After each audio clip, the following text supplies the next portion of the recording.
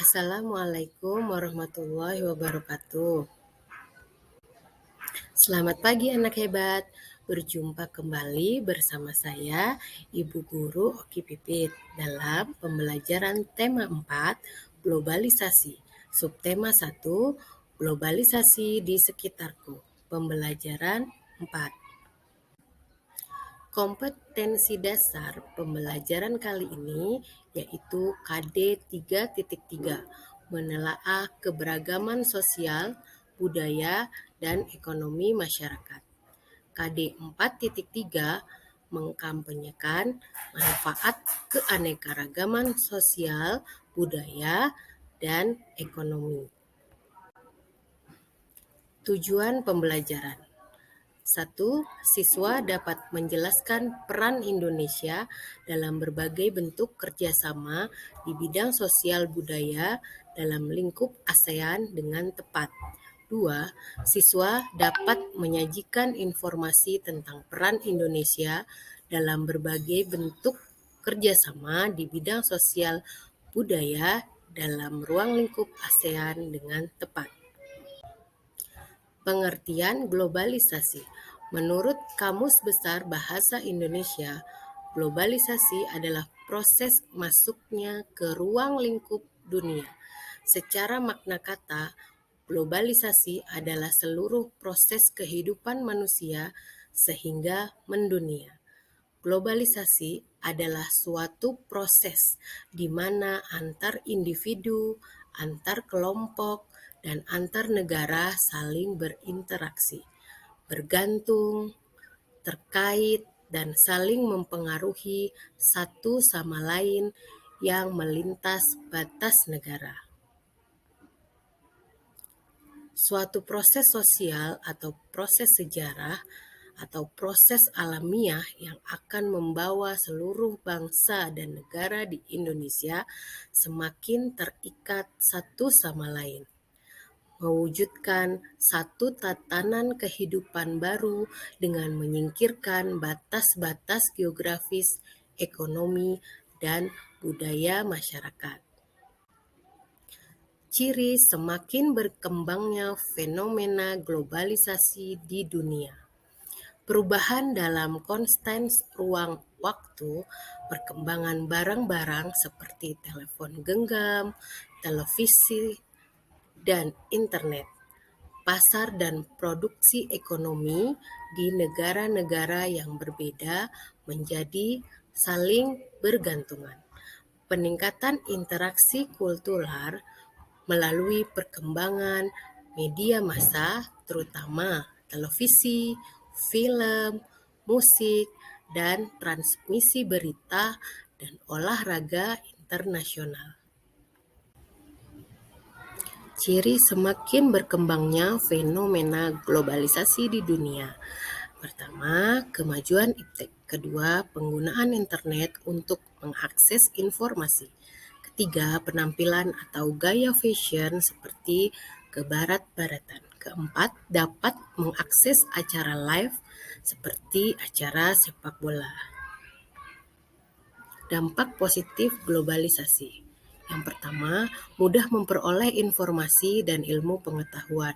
Kedua, mudah melakukan komunikasi. Ketiga, cepat dalam bepergian. Keempat, menumbuhkan sikap kosmopolitan dan toleran. 5.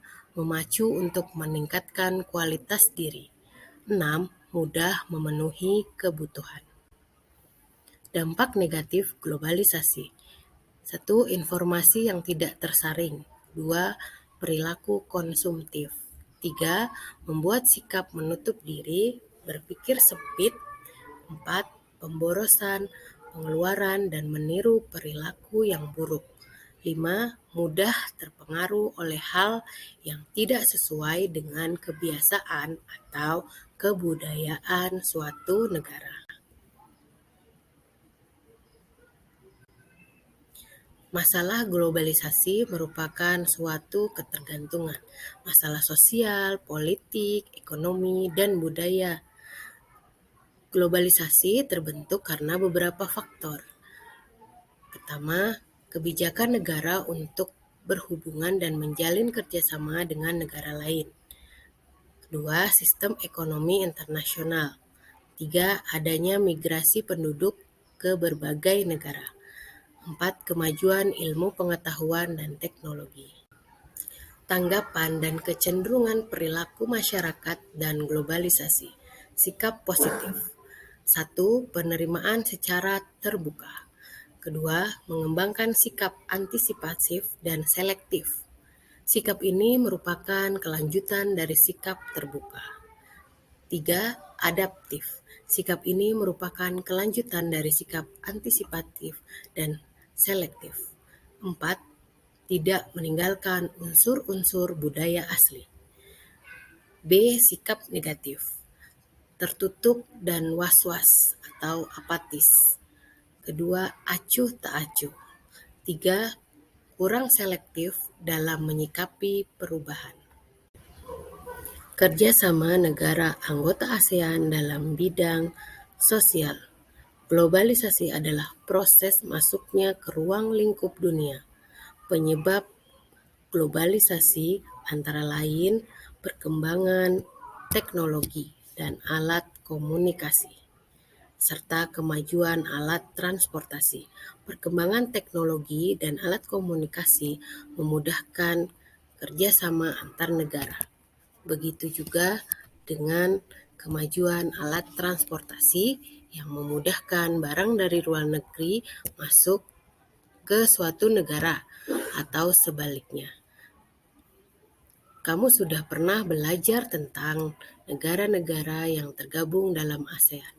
Negara-negara anggota ASEAN antara lain Indonesia, Malaysia, Singapura, Thailand, Filipina, Brunei Darussalam, Vietnam, Laos, Myanmar, dan Kamboja. Negara-negara tersebut menjalani kerjasama untuk mencapai tujuan bersama, seperti meningkatkan pertumbuhan ekonomi, sosial, dan budaya, serta menjaga perdamaian dan keamanan di kawasan Asia Tenggara. Kerjasama negara-negara anggota ASEAN disebabkan oleh beberapa faktor berikut. 1. Sumber daya alam. Setiap negara anggota ASEAN memiliki sumber daya alam yang beragam. Keberagaman sumber daya alam tersebut dipengaruhi oleh kenampakan alam sekitar. Ada beberapa negara yang memiliki kenampakan alam yang sama, sehingga sumber daya alam yang dihasilkan pun sama, seperti Indonesia, Thailand, dan Laos yang memiliki lahan pertanian yang luas. Lahan pertanian tersebut menghasilkan sumber daya alam berupa padi. Sedangkan kenampakan alam di Brunei Darussalam menghasilkan minyak bumi terbesar di Asia. Keberagaman sumber daya alam tersebut mendorong kerjasama antar negara dengan tujuan untuk saling melengkapi kebutuhan masyarakat masing-masing negara. 2. Berada dalam wilayah yang sama. ASEAN merupakan sebuah organisasi yang didirikan oleh negara-negara dalam suatu kawasan yang sama, yaitu kawasan Asia Tenggara. Negara-negara tersebut hidup bertetangga. Hal ini mendorong terciptanya interaksi dan kerjasama antar negara. 3. Ilmu pengetahuan dan teknologi. Singapura merupakan negara dengan penguasaan ilmu pengetahuan dan teknologi termaju di Asia Tenggara. Akan tetapi, sumber daya alam Singapura terbatas. Hal ini mendorong Singapura menjalin kerjasama dengan negara-negara di Asia Tenggara. Wujud kerjasama dalam penguasaan ilmu pengetahuan dan teknologi terjadi dalam bidang pendidikan, penggunaan mesin-mesin modern untuk industri dan ketenagakerjaan. Kerjasama yang terjalin harus sesuai dengan prinsip-prinsip dalam perjanjian persahabatan dan kerjasama di Asia Tenggara. Pada pembelajaran ini, kamu akan mempelajari bentuk kerjasama ASEAN di bidang sosial, Kerjasama dalam bidang sosial bertujuan menciptakan masyarakat ASEAN yang saling peduli dan mau berbagi dengan negara lain. Bentuk kerjasama negara-negara anggota ASEAN dalam bidang sosial adalah sebagai berikut.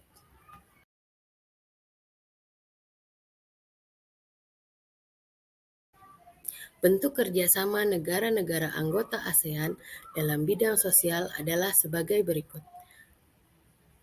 A. Penanggulangan bencana, misalnya memberikan penanganan darurat ketika terjadi bencana tsunami di Indonesia. B. Meningkatkan kesejahteraan sosial dan membangun negara-negara ASEAN. C. Melindungi hak-hak dan keadilan sosial penduduk negara-negara ASEAN. D. Meningkatkan kualitas sarana kesehatan negara-negara ASEAN. E. Meningkatkan perlindungan sosial kepada seluruh penduduk negara-negara ASEAN. Tugas untuk kalian pada pembelajaran kali ini yaitu mengerjakan soal-soal berikut. 1. Tuliskan 5 bentuk kerjasama negara-negara anggota ASEAN dalam bidang sosial. 2. Menurutmu, apa manfaat kerjasama negara-negara anggota ASEAN dalam penanganan darurat bencana tsunami yang pernah terjadi di Aceh tahun 2004? Selamat mengerjakan. Alhamdulillahirobbilalamin, pembelajaran kali ini selesai. Terima kasih.